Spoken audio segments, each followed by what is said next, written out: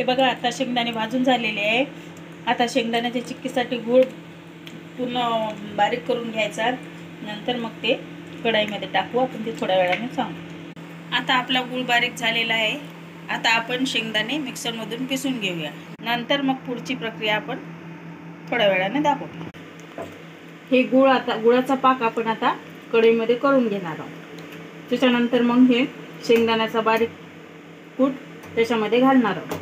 हे बघा असा कूट करून घ्यायचा। कोणाला जाडसर आवडतो, कोणाला बारीक आवडतो। आमच्या घरी सर्वांना बारीक आवडतो, त्यामुळे मी बारीक काढला। आपला गुळाचा पाक तयार होत आहे। पूर्ण पाक तयार झाल्यानंतर त्याच्यामध्ये शेंगदाण्याचा कूट घालायचा। हे चांगलं त्याला पूर्ण ते गूळ विरघळेपर्यंत, त्याचा पाक बनेपर्यंत त्याला घोलायचं। हा बघा शेंगदाण्याचा कूट तयार झालेला आहे। आता आपण पाक झाल्यानंतर त्याच्यामध्ये घालणार आहोत। आपला गुळाचा पाक बऱ्याचपैकी होत आलेला आहे। आता थोड्या प्रमाणात राहिला, ते झाल्यानंतर आपण याच्यामध्ये कूट घालणार।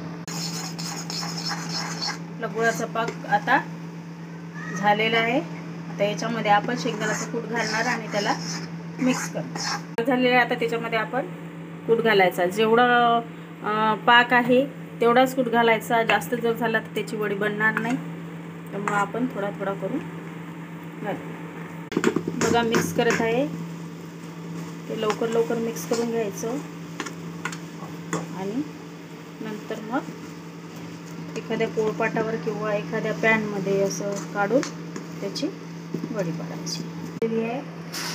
आता याची थंड होण्या अगोदर त्याला लाटून त्याची वडी पाडायची घ्यायचं, नंतर मग त्याची वडी पाडायची। लाटण्याला तेल लावायचं, जेणेकरून त्याला चिपकणार नाही, याच्या वडेच पडायला। हे बघा आता आपण याचे पीस करून घेऊ। समान प्रमाणात असं त्याला कट करायचं आणि थंड झाल्यानंतर काढून घ्यायचं।